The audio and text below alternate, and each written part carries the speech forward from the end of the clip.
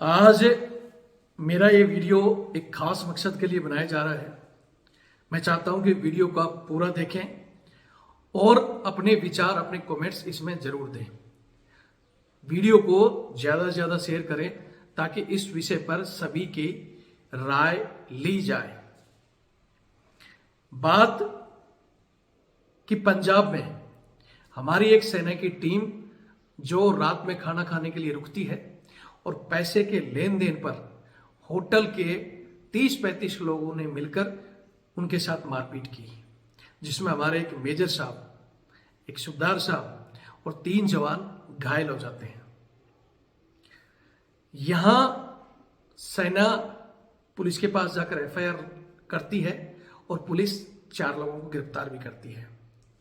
लेकिन यहां कुछ एक सवाल मैं चाहता हूं उनके जवाब आप इस वीडियो में दें। पहला ये कि सेना ने खुद एक्शन क्यों नहीं लिया?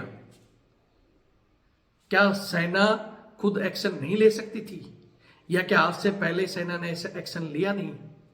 अगर सेना चाहती तो अब तक वो ढाबा जो ऐसे कैसे खड़ा है वो नक्शे में नहीं होना चाहिए था।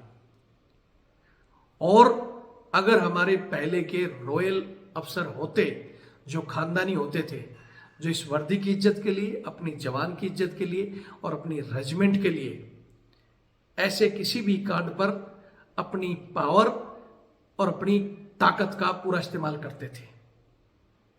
बहुत से आपने मेरे जो 2 वीडियो डले हुए हैं उसमें कमेंट्स भी देखे होंगे। बहुत से लोगों के कमेंट्स हैं, बहुत सी घटनाओं का उसमें जिक्र भी किया हुआ है। एक जमाना था हमारे अधिकारी, हमारे साहब, जिन्होंने प्रधानमंत्री इंदिरा गांधी को आंख दिखा दी थी, बोलती बंद कर दी थी।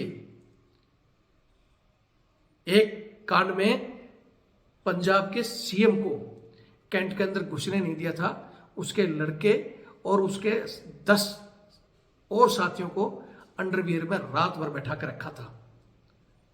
और इंदिरा गांधी जी का जब प्रधानमंत्री थी उनका दखल था कि भाई छोड़ दो, तब भी नहीं छोड़ा था। तो वो रॉयल्टी आज के अफसरों में है या नहीं? आप इस वीडियो को पूरा देखकर इस बात पर भी कमेंट्स करें। दूसरा, आज एक मेजर साहब पिटा है। अगर इस घटना पर सेना ने कोई ठोस कदम नहीं उठाया तो आगे भविष्य में हो सकता है कोई कर्नल साहब पिटेगा, कोई ब्रिगेडियर साहब पिटेगा, हो सकता है कल परसों जनरल साहब का भी नंबर होगा। तो ये कब तक चुप रहेंगे? इस बात का भी जवाब दें। एक और बात, अभी तक इस तरह की घटनाएं हमारे जवानों के साथ, जेएसयू के साथ आए दिन होती थी, जिसका मेरे इसी चैनल रविंद्र फौजी एक्स आर्मी आरटीएफ पर आप देख सकते हो। मैंने कितने ही वीडियो डाले कि आज हमारे जवान को महापुलिस ने मारा, आज हमारे जवान को किसी दबंगों ने पीटा, और इस तरह की कई वीडियो डाले। लेकिन अधिकारियों के कानों में जू नहीं रंगी। क्यों? अभी तक जवान जेएसयू पिट रहे थे। रक्षा मंत्री जी चुप बैठे रहे। क्यों बैठे रहे? क्योंकि जवान जेएसयू का यही हाल है। उल्टा उन्हीं के ऊपर इंक्वायरी चल जाती थी, तुम ही गलत करके आए होगे, फलाना ढिकड़ा। इसलिए आधे लोग हमारे जवान जेएसयू जिनके साथ इस तरह की घटना हो जाती थी, जिनको बिना किसी कसूर रात भर पुलिस स्टेशन में उठाकर ले जाते हैं, जो कि आर्मी एक्ट में साफ साफ लिखा है कि छोटे मोटे झगड़े या इन चीजों में आप फौजी को उठाकर अरेस्ट नहीं कर सकते। लेकिन हजारों केस हैं जिसमें बेचारे के कलर पकड़कर घसीटता हुआ ले जाया गया है, लेकिन ये अधिकारी चुप रहे। लेकिन आज इनके एक मेजर साहब भी शामिल है इस टीम में, और तब भी ये चुप है। क्यों? समय का चक्र है। आपने राजनेताओं का हस्तक्षेप सेना के अंदर इतना बढ़ा दिया कि आज आप डिसिप्लिन के नाम पर इतने दब्बू हो गए कि आपके अफसर तक पिट गए, लेकिन आप चुप हो। जवाब दें इस बात का। और जो बहुत से लोग कमेंट्स करते हैं वीडियो में, या वैसे बोलते हैं कि रविंद्र फौजी खुद क्या करता है, बैठे बैठे वीडियो बना देता है, कुछ नहीं करता है। तो सबसे पहले तो जैसे मैंने कहा था कि तुम तो वीडियो बनाकर ही दिखा दो। हमने 2 वीडियो लगातार डाला, मामले को हाईलाइट किया, तो पुलिस ने 4 लोगों को गिरफ्तार किया। आप सभी को पता है, नहीं तो पहले दिन अज्ञात लोगों के खिलाफ पुलिस ने मामला दर्ज किया था, फिर 2 को पकड़ा और फिर अभी तक 4 को पकड़ा है। क्या सेना की इस टीम को वो 4 आदमी मार सकते हैं? 30-35 लोग थे, क्या वो अब तक छुपे रह सकते हैं? लेकिन हिंदुस्तान का कानून और पुलिस का आपको सबको पता है ये मामला कैसे पैसे ले दा के और ये रफा दफा हो जाएगा, सबको पता है। और दूसरी बात, जो आप लोग कहते हो कि रविंद्र फौजी क्या करता है, इसी चैनल में जाकर देख लेना। रविंद्र फौजी ने ऐसे बहुत से मामले जिनमें खुद जाकर डायरेक्ट इंटरफेयर किया है, लेकिन आप लोग वीडियो पूरा देखते नहीं है, कमेंट्स कर देते हैं। जब आप लोगों का हमें सपोर्ट मिलता था ना तन मन धन से, तो चाहे वो यूपी का मामला हुआ हो, चाहे एमपी में मामला हुआ हो, गुजरात में हुआ, राजस्थान में हुआ, ऐसे मामलों के लिए रविंद्र फौजी और उसकी टीम जाती थी, या वहां जो हमारे लोग हैं उनको बोलते थे और मामले को हाईलाइट भी करते थे और डायरेक्ट लड़ाई भी लड़ते थे। लेकिन जब हमें सपोर्ट मिलता था, अब तब तो तुम बोलते हो कि नहीं रविंद्र फौजी पैसे मांगता है हम देंगे नहीं, और अब यहां नहीं पहुंचो तो बोलते हो तुम पहुंच रहे नहीं, घर बैठे वीडियो बना रहे हो। तो आप लोग करो ना सपोर्ट। अगर आप सपोर्ट करते हो तो हम तो आगे भविष्य में भी इस तरह की चीजों को हम खुद जाकर हैंडल कर सकते हैं।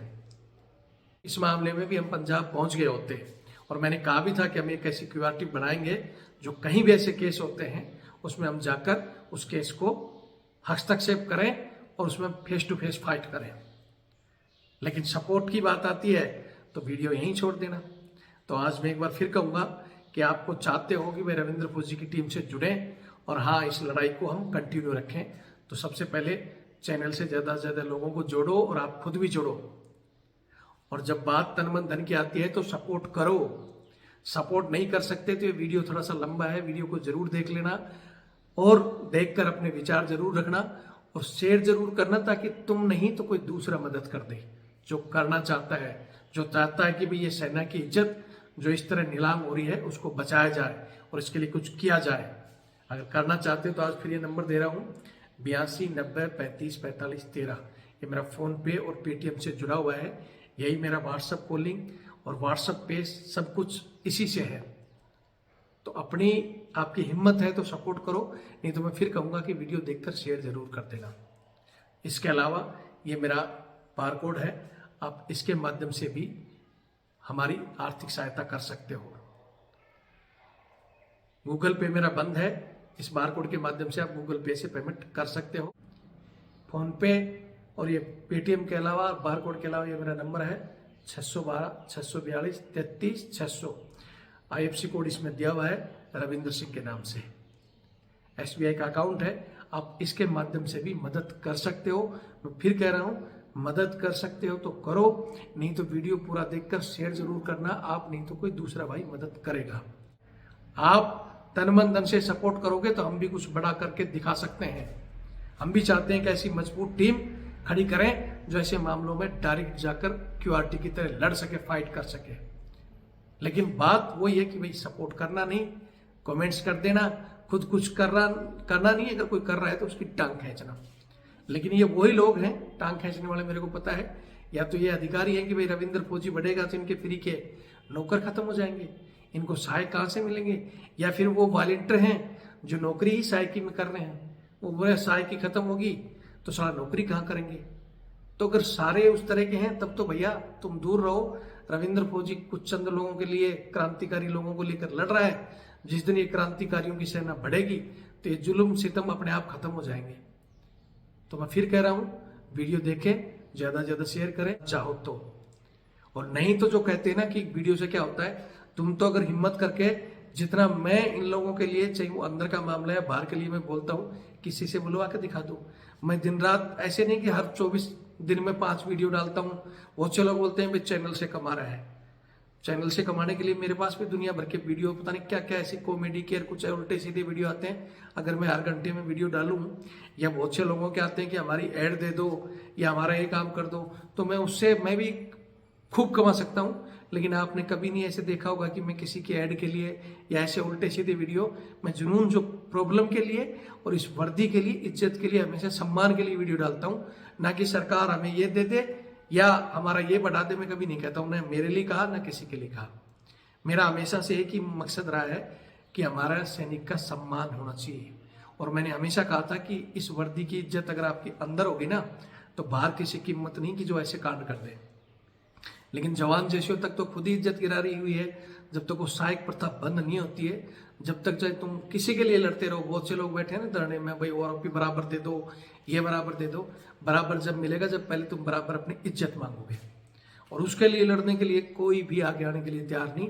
आधे लोग तो ग्रुपों में डालते हैं तो वो यही कहते हैं कि सर ऐसे वीडियो से क्या फायदा है, जवान कुत्ते घुमारे तो कोई दिक्कत नहीं, अफसर का कुत्ता है बोले घुमाएगा, अफसर के बूट पॉलिश तो जवान करेगा ही, ऐसे खुद बोलते हैं। तो जब तक भैया बूट पॉलिश, ये नहीं है कि सर मैं नहीं करता, बात ये नहीं कि रविंद्र ने किया है कि नहीं किया, या धर्मेंद्र ने किया कि जितेंद्र ने किया, बात यही आता है कि सेना के जवान कर रहे हैं। वो दाग जब हटेगा तुम्हारी पूरी जो चीजें हैं तुम्हारी, चाहे एमएसपी, ओआरओपी जो भी हैं, सब मिलेगा आपको। जो इज्जत बाहर जो मांग रहे हो, नौकरियां सब मिलेगी, लेकिन पहले सम्मान के लिए लड़ो। और इन अधिकारियों को भी कहना चाहता हूं कि अगर आप ये एक छोटी सी चीज, अगर आप इस सहायक प्रथा को खत्म करने की पहल करो ना, तो तुम्हें जो एमपी एमएलए का ख्वाब आप लोग देख रहे हो, हम आपका पूरा करेंगे। हम पहुंचाएंगे आपको वहां, बहुत ताकत है हमारे पास। लेकिन पहले अपनी गलत चीजें छोड़ो, रॉयल्टी दिखाओ। अब रॉयल्टी वाले तो रहे नहीं, कुछ तो घूस देकर आए हैं, कुछ सिफारिश वाले हैं, और कुछ को सिर्फ अपना रैंक और पैसे दिखाई देता है। तो भैया फिर वो लोग वहां ऊंचे कद पर कभी नहीं पहुंच सकते। तुम ठीक है, वही है कि इतना उतना कर करा कर कहीं ऐसी जगह बैठोगे और फिर जाकर बाहर मार खाओगे, वो सारा पैसा धरा रह जाएगा।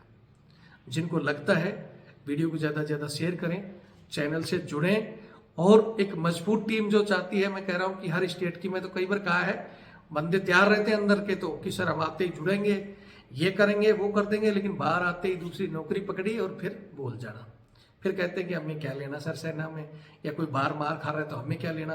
लेकिन जब खुद की समस्या आती है तो सर समस्या आ गई। हमने कहा है कि सेना की हो, चाहे बाहर आपके साथ कोई दबंगाई कर रहा हो, पुलिस कर रही हो, बताओ हमें। लेकिन ज्यादातर सर मेरे भाई के साथ झगड़ा है, मेरे रिश्तेदार के साथ झगड़ा है, बीवी का झगड़ा है, उन झगड़ों के लिए भैया तुम खुद पहल करो, अपने रिश्तेदारों को पहलो, गांव पंचायत करो, जो पंचायत लेवल के हैं। हद होगी। एक तो बंदे ने फोन किया कि सर मेरा भाई वहां रहता है और उसने कुत्ता पाल रखा है और पड़ोसी ने उसके कुत्ते को मार दिया, सर इसमें कुछ कार्रवाई करो। भैया इन चीजों के लिए हमने चैनल बनाया है क्या? अरे हम तो इन चीजों के लिए बना रहे हैं जो हमारी वर्दी पहनकर, वर्दी उतार कर सिविल में आ गए, फिर वो कुत्ते घुमा रहे हैं। इस सम्मान के लिए लड़ रहे हैं। अगर आपको भी इस लड़ाई में शामिल होना है तो दोस्तों जुड़ो हमारे से, तन मन धन से सपोर्ट करो, और आगे आने भविष्य में हम इन्हीं चीजों के लिए, इलेक्शन भी सबको पता है कि भाई हम फाइट कर रहे हैं हमारी इन्हीं मांगों के लिए। वहां भी बस कई लोग तो राजनीति करेगा, रविंद्र फौजी तो फलाना करेगा, वो तुम्हारे दूसरे जो फुप्पड़ नानी ताऊ कर रहे हैं ना, जो तुम्हें जाकर ऊपर भूल जाते हैं। जब तक हमारे खुद का बंदा कोई वहां पहुंचेगा जो तुम्हारी आवाज उठाएगा, तब जाकर जो चीजें मांग रहे हो मिलेगा, और नहीं तो फिर यही हाल रहेगा। हो सकता है जयपुर ग्रामीण से मैंने बताया था कि मेरा पहला मोदी जी के सामने लड़ने का वो था, लेकिन वहां हमारी एक टीम बैठी कि हम लड़ेंगे, लेकिन अभी तक वो कह भी नहीं रही क्या करना है उन्होंने। फिर मैंने उसके बाद जयपुर ग्रामीण की भी तैयारी कर रहा हूं मैं। अगर यहाँ भी कोई सैनिक या कोई ऐसा आता है तो हो सकता है, कहीं भी मैंने पहले भी कहा था कि मैं कहीं से भी चुनाव जरूर लड़ूंगा, चाहे देश के किसी कोने से लड़ना पड़े। अगर कोई पार्टी हमारी इन चीजों से सहमत है तो हम किसी भी पार्टी के साथ मिलकर चुनाव लड़ने के लिए तैयार हैं, बशर्ते वो हमारी इन मांगों को माने। नहीं तो फिर मैं इंडिपेंडेंट, जहां से मुझे लगेगा, मैं आपको जैसे डेट डिक्लेयर होती है, सीटें जैसे डिक्लेयर हो जाती है इन पार्टियों की, आप सबको बता दूंगा। आप सब सपोर्ट करेंगे तो अच्छे से फाइट करेंगे, नहीं तो मेरी जो ताकत है वो तो मैं लगाऊंगा ही भाई। फिर तुम करोगे कि कितने वोट आए, सर आपने क्या कर दिया। अरे सर कोई तोप थोड़ी है, आप लोग सपोर्ट करोगे, ये मेरी नहीं आप सब लोगों की इज्जत है, आप लोगों के नाम से चुनाव लड़ा जाएगा, ना कि रविंद्र फौजी। सिर्फ फौजी और इस वर्दी की इज्जत के लिए लड़ा जाएगा। इसमें सपोर्ट करोगे तो अच्छी बात है, नहीं करोगे तो फिर आप लोगों की मर्जी। जय हिंद, जय भारत, वंदे मातरम। जय हिंद, जय भारत, वंदे मातरम। मैं रविंद्र फौजी। आज एक बहुत महत्वपूर्ण मुद्दा और विषय है कि पंजाब में एक ढाबे पर हमारे सैनिक खाना खाने के लिए रुकते हैं, हमारी एक टीम, जहां ढाबे वाले 30-35 लोग मिलकर और हमारे सैनिकों के साथ मारपीट करते हैं, जिसमें हमारे एक सेना के मेजर साहब, एक सूबेदार साहब और 3 जवान घायल हो जाते हैं। इस विषय पर आज हम चर्चा करेंगे। सेना की टीम पुलिस से मदद लेती है और अब तक लगभग 4 आरोपी पकड़े जाते हैं। लेकिन यहां लगातार मैंने भी 2 दिन वीडियो डाले, बहुत सी चर्चा भी हो रही है। तो इसमें मेन चर्चा का विषय जो मैंने कहा था कि क्या सेना इतनी कमजोर हो गई कि उसको पुलिस के पास जाना पड़ा, पहला विषय। दूसरी बात यह कि बहुत सारे लोगों के जो कमेंट्स आए, बहुत से बड़े अधिकारियों से हमारी बात भी हुई, तो कुछ एक का रिस्पॉन्स तो ये मिला कि अगर पहले के रॉयल अफसर, एक जमाना था जो सेना में रॉयल्टी देखकर भर्ती किया जाता था, जो देश के लिए और अपने जवानों के लिए जान देते थे। मैं हमेशा सैल्यूट करता हूं उनको, जय हिंद। अगर वो रॉयल अफसर प्रेजेंट होते तो वो ढाबा नक्शे से गायब हो चुका होता। इस बात की मैं आप लोगों से पूछना चाहता हूं वीडियो में, क्या ये जायज है या नहीं है? क्या सेना के पहले के वो रॉयल अधिकारी होते तो ढाबा नक्शे में होता? पुलिस के पास सेना नहीं जाती, पुलिस खुद आती कि मामला क्या है। तो कहीं ना कहीं अधिकारियों की कमी है। मैंने कई उदाहरण भी दिए आपको कि एक जमाने में हमारे एक जनरल साहब ने प्रधानमंत्री इंदिरा गांधी को भी आंखें दिखाई थी, और पंजाब के सीएम खैरो के लड़के को कैंट में लाकर एक कर्नल ने बैठा दिया था, ओनली फॉर अंडरवियर में उनको रात भर बैठा कर रखा था, और मुख्यमंत्री ने पूरी अपनी जान लगा दी थी, लेकिन कैंट में घुसने नहीं दिया था सेना ने। ऐसे बहुत से मामले हैं। लेकिन वो अफसर एक ही बात बोलते थे कि हमारे लिए हमारी वर्दी की इज्जत, परिवार की इज्जत और इस देश की इज्जत सबसे पहले है, और हम किसी नेताओं के अंडर नहीं, अपने खुद के काम खुद के आधार पर करते हैं। यहां आज के जो हमारे सैन्य अधिकारी हैं, मैं नहीं कह रहा कि सभी ऐसे हो गए, लेकिन ज्यादातर लोगों ने कहीं ना कहीं राजनीतिक हस्तक्षेप, या तो अपने अगले रैंक के लालच में, या खुद रिटायर होकर राजनीति के जाने के चक्कर में, या पता नहीं किस परिस्थिति में आकर सेना के अंदर पॉलिटिशियन का दबदबा हो गया। जैसे पुलिस के महकमे में तुरंत आ जाती है ना, मंत्री जी बोल रहा हूं, तो पुलिस के आला अधिकारियों की पैंट गीली हो जाती है, भाई मंत्री जी का फोन आ गया, इसको छोड़ दो। अब वही मसला क्या सेना में भी हो गया? एक तरफ मैंने एक दिन, एक मेजर साहब हमारे बहुत वीडियो बनाते हैं, और उन्होंने एक वीडियो में बोला कि जब हमारे समय पाकिस्तान की सेना बोलती थी, हंसती थी हमारे ऊपर कि तुम्हें तो दिल्ली से परमिशन लेनी पड़ेगी और हम तो यहीं की यहीं गोली चला देते हैं। फिर उन्होंने वीडियो में यह भी बताया कि 2014 के बाद वो सेना में गए थे, तो हमारी एक रेजिमेंट के जवान ने बोला कि हाँ भाई आजकल क्या है, तो उसने मेरे को फटाफट 50 राउंड फायर करके दिखाया कि आजकल हम इस तरह जवाब देते हैं, हमें भी परमिशन की जरूरत नहीं, खुली छूट मिली हुई है। तो क्या यही खुली छूट है? क्या इसी तरह के सेना के आदेश दिए हुए हैं? अगर खुली छूट होती तो वो ढाबा अब तक उस पर बुलडोजर चला होता या कुछ और हुआ था। अगर ऐसा नहीं किया गया, बहुत से हमारे जो कुछ बोलते हैं ज्यादा पढ़े लिखे लोग हैं, वो ज्यादातर कानून की बातें करते हैं कि सेना अनुशासन में बंधी हुई है और सेना ऐसा नहीं कर सकती, नहीं करना चाहिए। अगर नहीं करोगे तो अगला नंबर, फिर आज जवान तो पहले ही पिट रहे थे, जवान तो पहले ही कहीं सुनने में आता था किसी ने, पुलिस वाले ने पीटा, कहीं सिविल में किसी ने पीटा, लेकिन जवान जैशों तक बेचारे डर के, आधे लोग तो वहां नहीं बताते क्योंकि वहां इन्हीं के ऊपर इंक्वायरी शुरू कर देंगे, इनका साथ नहीं देते। एक जमाना था, आज भी मैं उदाहरण दे सकता हूं कि अजमेर के अंदर एक नायक और उसकी फैमिली के साथ बदतमीजी हुई थी। अजमेर के कई थानों में ऐसा इलाज हुआ था कि बहुत दिन तक पुलिस ऐसे देखने से भी डरती थी। अजमेर का ले लो आप, इधर क्या बोलते हैं, दिल्ली का कांड हुआ था, ग्वालियर में हुआ था, बहुत सी ऐसी जगह जहां पुलिस या कोई सिविलियन फौजी को देखते ही फौजी साहब राम राम। तो वो एक पावर दिखाती थी। अगर इस तरह आज एक सेना की एक अफसर, एक जेसीओ और 16 ओवर बताए जा रहे हैं, इनके साथ अगर ढाबे पर इतनी एक टुकड़ी के साथ हमला हो सकता है, तो कल न खुदा न खास्ता बहुत से सैनिक रात बिरात कहीं टीडी जाते हैं, कहीं आते हैं, तो उनको तो फिर कोई भी मारेगा ये खबर सुनकर। अगर आज उनको सबक नहीं सिखाया गया तो कल फिर कोई ना कोई हाथ उठाएगा। आज मेजर को पीटा है, किसी कर्नल को पीटेंगे, उसके बाद ब्रिगेडियर का नंबर आएगा, फिर कहीं जनरल पीटे जाएंगे, तो तब तुम अपने डिसिप्लिन में चुप रहो।